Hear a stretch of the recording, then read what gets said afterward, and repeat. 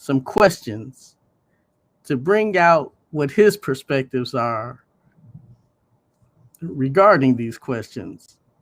And without further ado, Baba Kelsey, you want to say a few words to the family? Well, I just say that I'm glad to be able to speak to you. And you're right. Do have a long history in Columbus, and it was very it was a rough history sometimes, because some positions that I would take in Columbus, the work that I was doing so-called professionally, didn't appreciate it, and some of the people who were in the community didn't appreciate it so much so until sometimes there were disruptions in those activities. But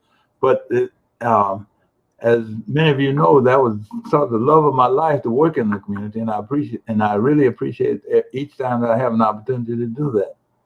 So that's all I'd like to say right now. Well, we definitely appreciate your work, and as nation builders, we're trying to add on, build, and maintain your legacy here. And so part of that legacy is giving us some of the backstories on what's gone down here in Columbus. And so during the 60s, Baba Kelsey, I read about it because, I was hardly born yet. There was a lot of stuff going on, not only around the nation, but right here in Ohio. And I could only assume right here in Columbus during this Kwanzaa celebration kickoff. And so why don't you give us a little history there. When did you begin celebrating Kwanzaa? And what were the circumstances around your seeing why this was necessary to do so? Well, now I'm going to give you a little history that probably I've never shared, but then some people know about it, but I've never shared it with people publicly, with people in Columbus. I had a little program that went down to London prison, and in that program I took a nurse and a student nurse, a student attorney, and we went to, and we talked to about 37 men every other Saturday, I believe it was. And the first time that I heard about Kwanzaa was with those men about 1968 or thereabout.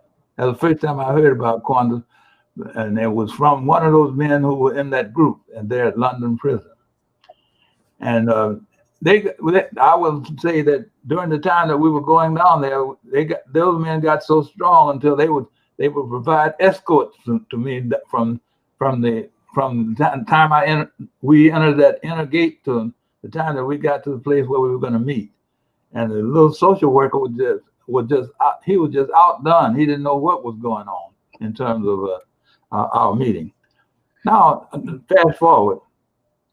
By 1970, many of those men had gotten released. I could tell you some things about the disruptions and the midnight courts and so forth that some of those men experienced, and they were distributed all over the state prison because they felt that they were getting too far ahead on things that they were talking about and the way they were acting in prison, probably acting more sanely than the imprisonment system wanted them to act. But anyway, all of them eventually got out. And I'm proud to say that, to my knowledge, only one out of 37 men, to my knowledge, only one ever returned to prison. I want to establish that the idea of Kwanzaa, the first time I got any idea about Kwanzaa was through that group some of those group meetings there in London prison. Some of them which I will never name because I don't want to name them. But I understand. But some of them, they were involved in helping to initiate Kwanzaa as a public activity, first in their homes secretly, in our homes secretly, I should say, because it was dangerous. In case you don't know, I will tell you it was dangerous to talk about stuff like that, and in our community. So much so until if you talk with Brother Tony, Elder Tony, you will find out that one of the early Kwanzaa, when the drummers were leaving out out of the activity one evening, the community beat them up out there. I'm talking about people who look like us now, beat them up because they were supposed to be celebrating something that was, I don't know what I don't want to say what they were thinking, but whatever it was not correct. But and so we had that. I'm pointing out it was not an easy task to introduce it into the Columbus community. Real public Kwanzaa came clear on, I believe it was on not on Creek, on Nelson Road, and at the Dunbar Center, which is which is no longer there, and we had a curious crowd there, and constantly began to grow and grow and grow, and we encouraged two levels of Kwanzaa. One, we encouraged people to have it in their homes and with their families, and encouraged others to, and we encouraged the public celebration of Kwanzaa. And we became serious. Many people. We started a little school that also reinforced Kwanzaa. So we Kwanzaa became more than just a program per se. It became in many ways an action plan for us in our community. Unfortunately, and I'm fast forwarding now. Yes, but sir. Unfortunately for us, it became commercialized. Mm-hmm. And as it became commercialized, most of its meaning, except for very few people, diehards, I guess I've called, it became commercialized and it lost its essence. And I think that, and I guess anytime you hear me talk now, I'll talk about regaining the essence of Kwanzaa that once it had. In spite of that, and people had all kinds of reasons why they say that they lost respect. One part was that they lost respect for Karenga. Now, Karenga, some of the things we may not agree with Karenga on, but we have to give him credit for having the idea of starting that. And regardless of whether we agree with some of the stuff that he's been involved in or not, we have to acknowledge that wisdom comes from strange places sometimes, and let's use the wisdom and forget about the messenger, not necessarily forget about them, but give them credit for having given that to us, in spite of the fact that they may do some crazy things.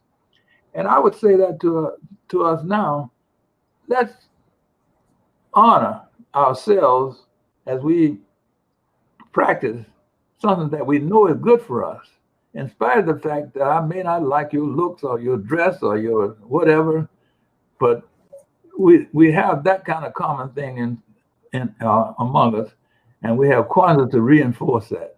And let's use it as a reinforcing instrument to help us develop in our community. And I say this because I don't want to take away from integration and all these different freedom talks and activities that are out there now. But I want us to acknowledge that those are not things that come from us.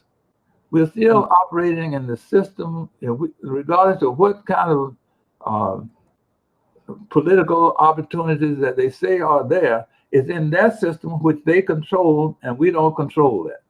And so it's important for us to stand up straight in our own Kwanzaa-related systems. Now, I would say Kwanzaa-related because those 7 values, those are critical, and stand up for those, and begin to practice those in everything that we do, even if you got to go to the enemy's territory. That's all I'd like to say as kind of an introduction. I know you got some questions, so go ahead. No, I appreciate that, Bob, because again, I key in on the points of authenticity. And a lot of times, because we have such a difficult time maintaining the authenticity within ourselves, that it becomes difficult to carry that authenticity within the celebrations we take on. And so I can appreciate that. And again, I appreciate that brief history. So of the Kwanzaa celebration, Baba, what has impressed you the most in terms of what one point, if you could, narrow it down to that, has left an indelible impression on you? Well, one point that we have, one of the things that we suffer from is classism. And one of the things that Kwanzaa does is it eliminates that. It says that we have a common base on which we ought to be operating, and that has impressed me most. Where people have been authentic, as you said, if you're authentic as a Kwanzaa practicing the principle of Kwanzaa, then that classism has no place. And that I think is one of the things that has hurt us tremendously. In fact, the matter is, and one of the things that it has done, it has almost taken on the where some people have used it to establish a class. I'm a Kwanzaa practicer, and you are not, and therefore I'm superior to you in some form. Mm-hmm. I think that we need to eliminate the classism and say that, brothers and sisters, we all are working for unity. We all are working for Kuchi Chakalia and so forth and so on. And if there's anything in that's one of the things that I think is critical for us, because that's what has been used against us, even though we sometimes it's been magnified by a white supremacy and so forth. So I'm saying classism is critical. The more I listen to you, Baba, the more it sounds like you giving my presentation for me.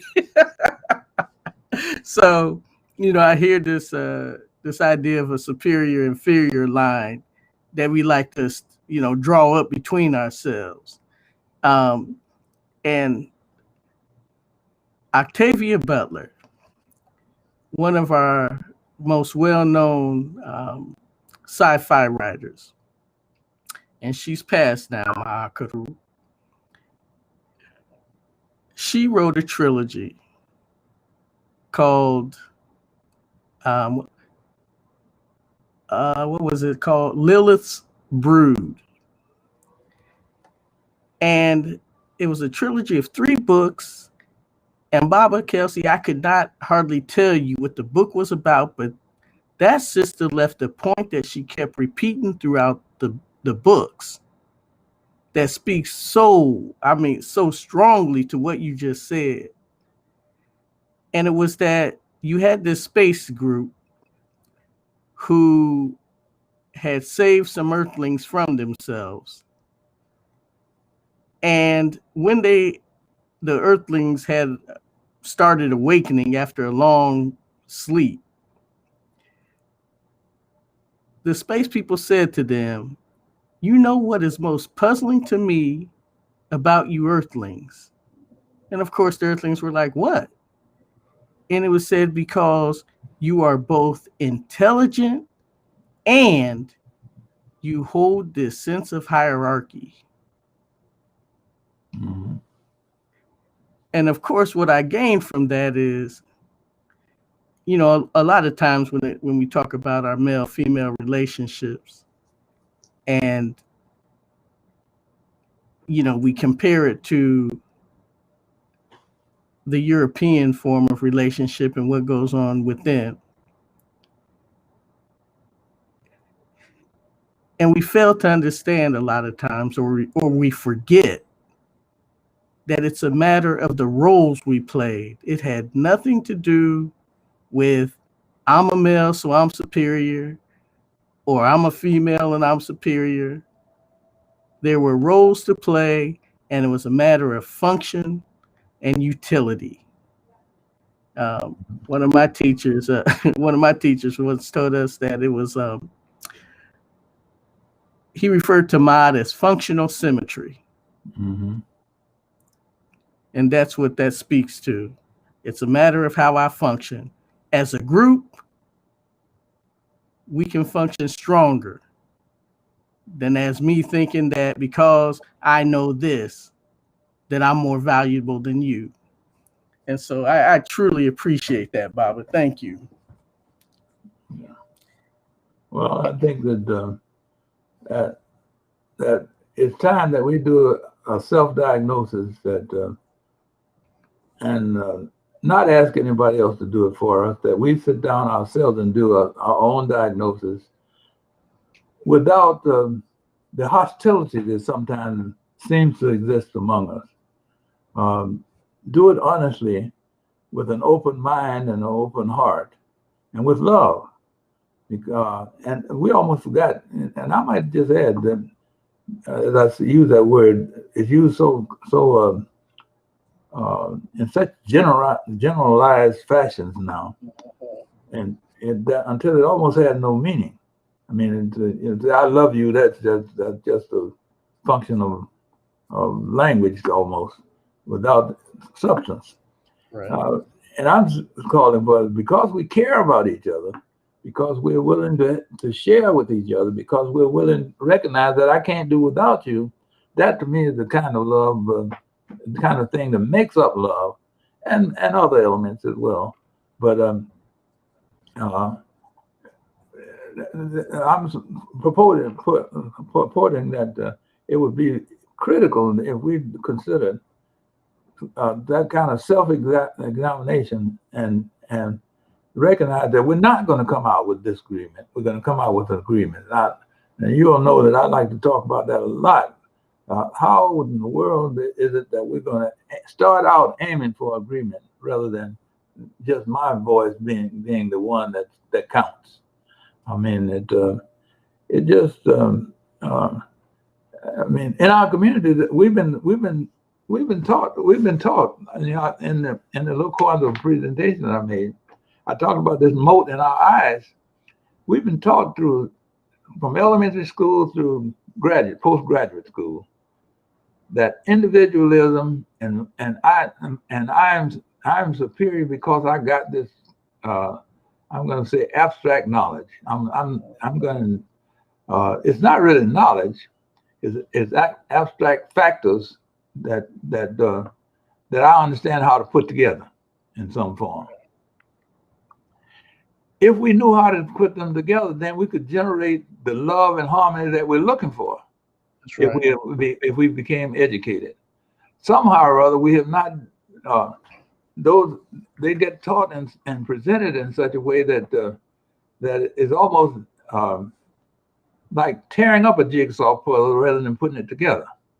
Right. And so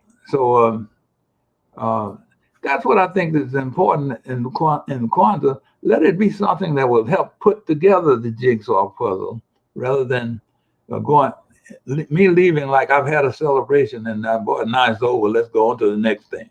Right. I often say, Baba, the practical application of our African wisdom. Yeah. That's going to be our move towards success. And with Kwanzaa, and as we here in Columbus say, we say Kwanzaa 365. Yeah. You know, that's the way we go about it. Yeah. And you recognize that you have obstacles, and the healing part is, how am I going to make myself strong enough to overcome them?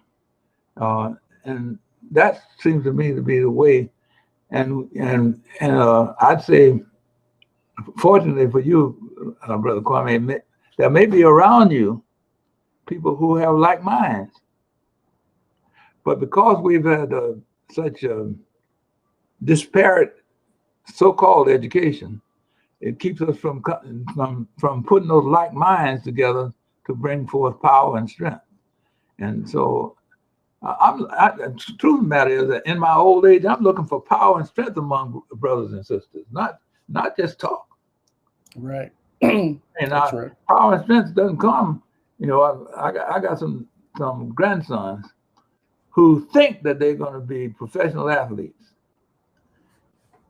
and I said, wait a minute, let's learn something about what it means to be black. Their father doesn't seem to have the same idea about that, so he takes them off to camp. And I said, well, wait a minute, there's some things they don't have down right. What does it mean to be a professional athlete to yourself as an African man or woman? And those are kind of questions that are critical among us, that we must ask not only on the 7 days of Kwanzaa, but also ask in our families. If you go to church, ask in your church. If you go to the mosque, ask in your mosque. You got to ask the same question everywhere you go, and be prepared to take action wherever you are, rather than just let it be that I'm celebrating. And even when we say 365, if I'm going to celebrate alone, I'm still lonesome. That's right. That's right. So we when we had those gnomes down the Nile Valley, down the Nile River, they would come together once after the floods, right? They'd come together, decide. I don't know all the decisions that they would make, but a part of it was so that we would not be in opposition to each other. We would come together after the floods and decide how we're going to survive whenever the next flood comes. I know, very, very critical stuff that they were coming together for. That's what we need to do right now. Come together, like those 13 gnomes, I believe it was, along the river, and declare, what are we going to do the next 365? Celebrate. In Columbus, you have an advantage in that you do have quarterly sunrise meetings, quarterly, and Yes. if those sunrise meetings are designed to celebrate, we've taken this half step, and we had to take a half step back because of this opposition. What are we going to do to make sure this step is sustained? That might be the question those are the types of questions that might be being asked that would help us keep going up the steps rather than falling off the steps. Yes, sir. We're working on it. Well, I'm just telling you. You asked me now. I'm telling. Yes, sir. and no, don't assume that I know, but I know one thing, that if we came together, we could know. We could know. I mean, you got some ideas. Another brother and sister got ideas. Let's put them in the pot. Let's put them in the pot and let them stew. Right. And then let's come out with the good stew. Baba, we recently got a one of these platforms where we can do our own live streaming and things of that nature. And that's part of it, being able to get something we can call our own, so that we can talk about the things we want to talk about without being kicked off and things of that nature. Yeah. So so this is the first among many steps we're taking. Well, good. In order to build up for ourselves. Yeah, that's good. That's good. I think Columbus is a good example.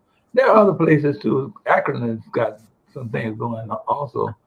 Uh, Atlanta has some things going, but one of the things I point out in Atlanta is that they're probably, and you may have heard me say this because I don't hesitate to say it, they're probably in somewhere between 10 and 15 different Pan-African groups, each one having a declared purpose, but the purpose are not harmonious.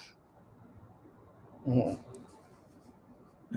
And so the question becomes, where are we going? Not where is this one going and that one going, but where are we going if we are not harmonious? Right. Yeah. Right. And I think that those are kind of serious questions. There's still serious questions that we ought to be raising in Kwanzaa, not just for the celebrated and ceremonial part. I mean, ceremonial part is I certainly I'm inspired by the ceremonial part and the celebration part. But if that's all, then I don't think it's serving its purpose. No, I mean, it's one of the reasons why it seems like I know maybe 3 or 4 of us almost came up with the idea at the same night when we were talking about celebrating Kwanzaa. And, we were all like, well, since if this has to be a virtual thing, let's see if we can involve the state in it. And so, we were able to contact Akron, Cleveland, Youngstown, Toledo, Dayton, Cincinnati. I don't think a brother out of Kent State, and bring these people together. So now we're forming stronger bonds between the state in terms of what people are doing in different areas. And, and I mean, it's a learning process for me. But as well, I mean, I can see really good things coming out of it. And so I'm looking forward to see how we direct this. Well, I commend you for taking that step. And I just say, keep it going. Don't let it be a one-time thing. Right. Mm-hmm. That's good. That's wonderful. That's wonderful. We need that. Once upon a time, that was what we were trying to do in Ohio. It just kind of petered out. It got to be that there were arguments about. I can tell you, and you may know, but I can tell you some of the arguments that came to being. How much are we going to charge the exhibitors? Became a critical. My goodness, boy. I mean, that became a debated issue. I mean, you may think you might think I'm just joking, but I'm not. No. It became an issue about, well, I think they're just shamming, and we are not. Well, why don't we talk to each other and help each other? It may be. I talk about the mote in our eyes. We all have to acknowledge that we got those in our eyes. We've been trained. Mm-hmm. We've been with junk in many ways. I'm not minimizing the science part or the universal part that we've learned. That's very valuable, but we would learn to use it as particles rather than as a mass universe. That's right. Yeah. So we often talk about the whole being greater than the sum of its parts, and so that's what we have to assimilate and integrate into our thinking and our being in order to make this happen. Yeah. Well, I don't want to talk too much. I'm glad that you all are doing that, and I say keep up the good work, and every generation needs each other. I mean, there's a place for everybody. Now, I was struggling when I wrote that first book about about being healthy and wealthy. What I was trying to do in that book is to say that there are definite things that we ought to be hold ourselves responsible for, making sure that each generation takes care of these things within themselves, become skilled and become knowledgeable about these things, and just build that step on up, so that when you feel comfortable in the step that you were in, and move on to the next step, because they're always supportive of each other. I have to confess that I have not. There are a few times that I've seen people really understand what I was trying to do in that book, and I'm not the best writer in the world, so I'm not claiming that. But I know one thing, that kind of integrated intergenerational progress and growth is critical to our overall growth and understanding. So, yes, sir. Anyway, I'm just saying to us, let's make family have some meaning. Family, the family intergenerationally have some meaning, whether it be bloodline or just cultural wise. So those are things that I think are in critical discussions and presentations in Kwanzaa, and there ought to be accountability for what have we done during the 365 as you referred to. Ashe. We'll make it happen, as we say. And again, Baba, I appreciate your time. Thanks a million. Please give the family, Mama Niambi, and the rest of the family my love and our love. All right. Well, thank you very much. I'm glad to talk with you. It's always a pleasure. Take care of yourself. You do the same, Bob. I appreciate it. Thank you. All right.